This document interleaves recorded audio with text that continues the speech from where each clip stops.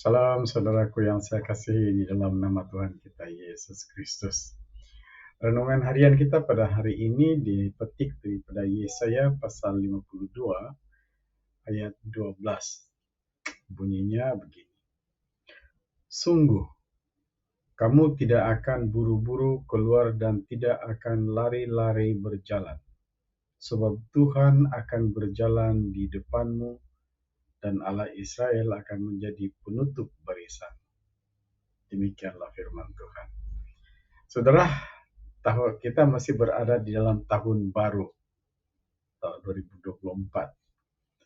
Dan ini merupakan suatu panduan hidup kita sepanjang tahun 2024 ini. Saya percaya seperti tahun-tahun yang sebelumnya dan tahun lalu, tahun 2024 juga mempunyai berbagai jenis cabaran, sama ada secara global ataupun secara nasional ataupun secara pribadi. Dan saya percaya petikan ini merupakan suatu petikan panduan hidup yang sangat baik untuk kita pikirkan, renungkan bersama. Oke, jadi saya sudah sedikit membuat suatu penyelidikan tentang petikan ini, dan saya sangat tertarik dengan petikan yang mengatakan kamu tidak akan buru-buru keluar dan tidak akan lari-lari berjalan. Kepada saya maksud tidak akan buru-buru keluar itu adalah jangan terburu-buru buat tindakan. Kita tidak perlu terburu-buru membuat tindakan. Buru-buru keluar itu maksudnya suatu tindakan lah kan. Yang keduanya adalah jangan terlalu cepat buat keputusan. Ya. Jadi buat keputusan itu seperti yang dikatakan dalam ayat yang kedua itu, ya setelah pas buru-buru keluar, tidak akan lari-lari berjalan. Kita membuat keputusan terlalu cepat, tidak boleh. Ya. Jadi apa yang sangat penting di sini adalah kita berikan ruang sepenuhnya kepada Yahweh Elohim yang telah menciptakan segala sesuatu, baik itu surga dan bumi ini dan seluruh isinya, maupun masa dan keadaan-keadaan yang sedang berlaku dan akan berlaku. Yahweh kita tahu tentang hal itu. Dan sebagai orang Kristen, pengikut-pengikut Kristus, kita telah diberikan petunjuk ataupun panduan melalui firman Tuhan, Logos itu sendiri. Ya, jadi sangat baiklah saudaraku. Jadi itulah, saya ulang sekali lagi bahwa kita tidak perlu terburu-buru di dalam membuat tindakan, dan yang keduanya tidak perlu terlalu cepat untuk membuat keputusan. Ya, dan yang ketiganya itulah berikan ruang kepada Yahweh Elohim El Shaddai kita itu untuk menilai, kemudian dia akan memimpin kita kepada suatu tindakan ataupun suatu keputusan yang jauh lebih baik daripada yang kita buat sendiri. Ya, jadi itulah saudaraku yang saya nampak di dalam renungan kita pada hari ini. Jadi bagaimana cara kita merasakan, ya, bagaimana cara kita mengetahui kalau Tuhan yang menolong kita di dalam perkara-perkara seperti membuat keputusan atau membuat tindakan. Ya, seperti biasa, kita harus membiasakan diri dengan hadirat Yahweh itu sendiri. Caranya bagaimana? Ya, kita perlu sentiasa disiplinkan diri kita kepada hadirat Yahweh dengan cara sentiasa ambil waktu ataupun masa untuk berdoa ataupun membuat penyembahan kepada Yahweh Elohim itu sendiri.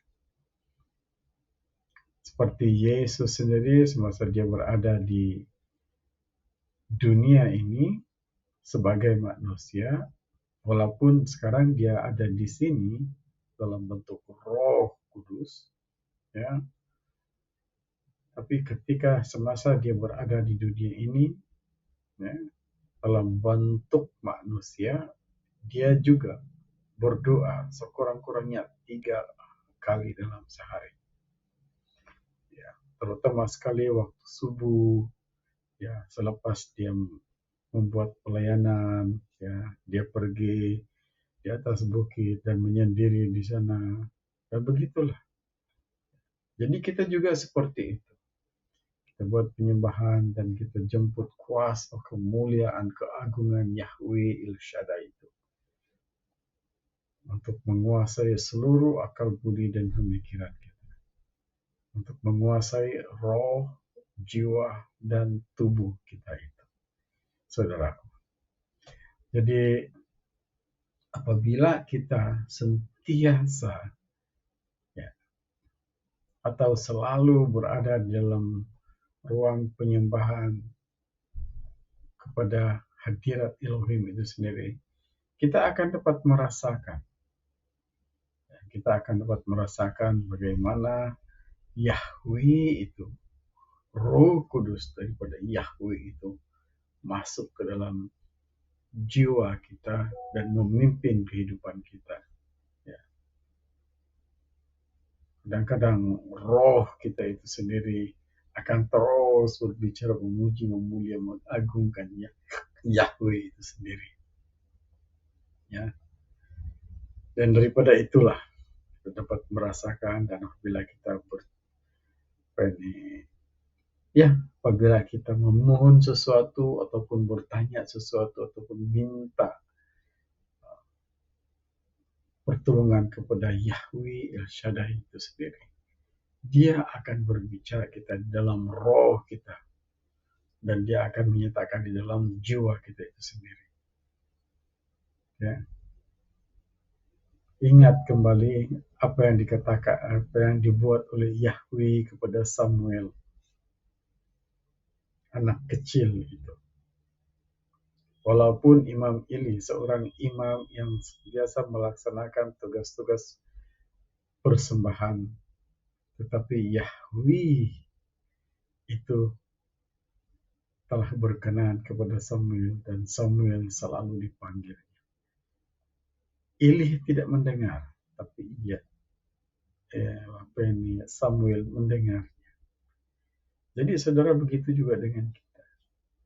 Walaupun kita berada di halayak ramai, ataupun kita bersama-sama di dalam penyembahan, sebagai contoh di dalam gereja, tapi kalau kita betul-betul menyembah kepada Yahweh, kita akan mendengar ataupun melihat sesuatu. Sebab roh kita akan dikuasai oleh Roh Kudus, dan kemuliaan Elohim itu sendiri menguasai kita. Sekalipun Yahweh El Shaddai itu sudah mengatakan kepada Musa bahwa kalau kamu melihat wajahku kamu akan mati, tetapi jika kita dikuasai oleh Yahweh El Shaddai, kemuliaan, keagungan Adonai itu sendiri, maka kita akan melihat kemuliaannya seperti yang telah berlaku kepada Rasul Yohanes di Pulau Patmos. Saudara boleh baca di dalam Wahyu bagaimana Rasul Yohanes itu. Dia tidak mati, tapi dia melihat dan dia mendengar, dan dia sendiri berbicara di dalam penglihatannya. Jadi itulah saudaraku, ya, Yahweh Elohim itu senantiasa bersama-sama dengan kita.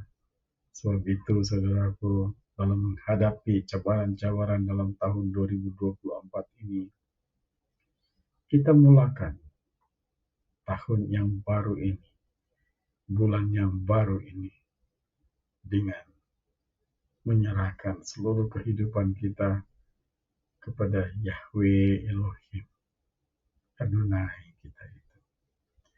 Saya percaya Yesus Kristus, anak domba Allah, akan senantiasa bersama dengan kita, menolong kita dalam segala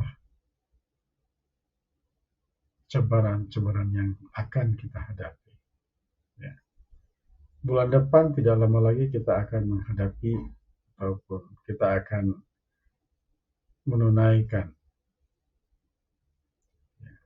ujian iman kita itu dengan bulan puasa. Kita mulakan dari sekarang, ya. Kita mulakan dari sekarang untuk bersedia.